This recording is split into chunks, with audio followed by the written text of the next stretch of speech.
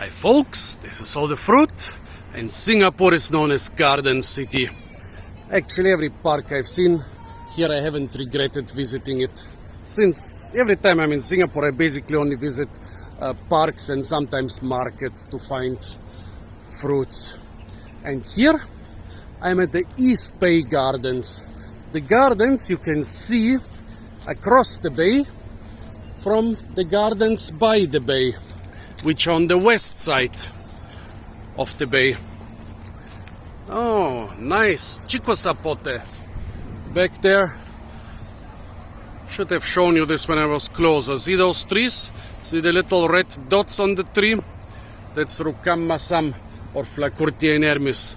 It's our red fruit. Here the incredibly sweet Chico Sapote. Over there, about 50 meters away, there is star fruit and star apple, which are not closely related. Yeah, basically gardens by the bay are on the other side of the bay. And they are much more famous because of all those sky trees and...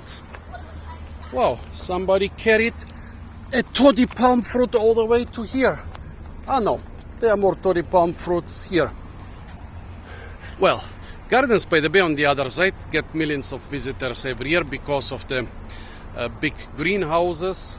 What are those called? Sky domes, and the big trees, sky trees, and the view to this big casino where they have another garden hundreds of meters in the air. But if you look across the bay, you will see this beautiful garden here, which, as you could have guessed already from the first couple minutes of the video, is very rich in fruits. So toddy palms, they have a lot of toddy palms, and actually I managed to snag a couple toddy palm fruits here. It's, I would say, a normal, really high-class city park, not like Gardens by the Bay. Gardens by the Bay is a world-class city park.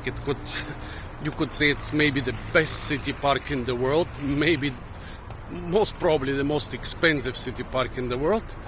The East Side Gardens, East Bay Gardens, I already forgot the name. Those gardens here are more like, they are not a big tourist attraction, they are more for the locals. The garden is just about 100 meters wide, but probably about 2 kilometers long. I have to walk all this back now. But I didn't even want to come to here. However, about every 100 meters you find some nice stuff to forage.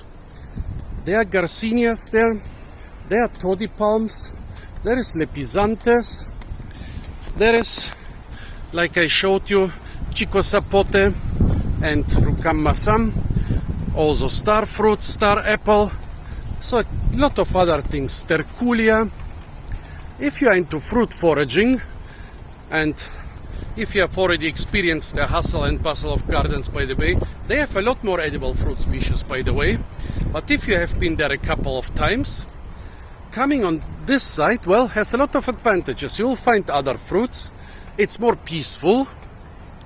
You have the beautiful view over Gardens by the Bay and the skyline. The view on the skyline is much better than the view from Gardens by the Bay. Also, since most trees are planted not by one but in groups of several, you might get a chance to find something even out of season. It's quite beautiful also for biking, for cycling. What was this? The sea box tree? It's toxic. Those beautiful giant square fruits are totally toxic. This is a small one. Normally they are twice the size, and they are always looking more or less like a box. Also, really beautiful flowers, as you can see here. A lot of pandanus, they also have kind of edible fruits. I saw some on the half dead one over there. Sea grapes, those are totally edible. Behind them, some scaevola, which is supposed to be edible, but it's bitter and I don't like the taste. Oh, quite sunny here. Yeah, further in there is a bit more shade. More pandanus. So a lot of things with fruits which I don't even know what they are. Yeah, but basically, Singapore has a couple of really world-class gardens. Once you have seen those, you can also check out this here. It's really worth it. As I said, nothing special compared to Gardens by the Bay or Hort Park or the Singapore Botanic Gardens, but I totally like it.